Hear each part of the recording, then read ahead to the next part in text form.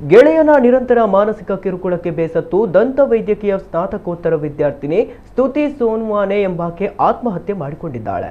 ಈಕೆ ಯುವಕನೊಂದಿಗೆ ಪ್ರೇಮ ಸಂಬಂಧ ಹೊಂದಿದ್ದಳು. ಆದರೆ ಆಕೆಯ ಮೇಲೆ ಅನುಮಾನ ವ್ಯಕ್ತಪಡಿಸುತ್ತಿದ್ದ ಯುವಕ ನೀನು ಮೋಸ ಮಾಡಿದೀಯಾ ಎಂಬ ಆರೋಪಗಳನ್ನು ಮಾಡುತ್ತಾ ಅವಮಾನಕಾರಿ ಹೇಳಿಕೆಗಳನ್ನು ನೀಡುತ್ತಿದ್ದನೆಂದು ತಿಳಿದು ಬಂದಿದೆ. ಇದರಿಂದಾಗಿ ಆಕೆಗೆ ತೀವ್ರ ಮಾನಸಿಕ ಒತ್ತಡ ಉಂಟಾಗಿ ಮನನೊಂದು ಆತ್ಮಹತ್ಯೆ ಮಾಡಿಕೊಂಡಿದ್ದಾಳೆ ಎನ್ನಲಾಗಿದೆ. ಇನ್ನು ಡೆತ್ ನೋಟ್ನಲ್ಲಿ ಸ್ತುತಿ ದೇಶವನ್ನ ಬೆಚ್ಚಿ ಬೀಳಿಸಿದ್ದ ಶ್ರದ್ಧಾ ವಾಕರ್ ಹತ್ಯೆ ಪ್ರಕರಣವನ್ನ ಉಲ್ಲೇಖಿಸಿರುವುದಾಗಿ ತಿಳಿದು ಬಂದಿದೆ. ಆ ಪ್ರಕರಣವು ತನ್ನ ಮನಸ್ಸಿನ ಮೇಲೆ ಪರಿಣಾಮ ಬೀರಿದೆ ಎಂದು ಆಕೆ ಡೆತ್ ನೋಟ್ನಲ್ಲಿ ಉಲ್ಲೇಖಿಸಿದ್ದಾಳೆ ಎನ್ನಲಾಗಿದೆ.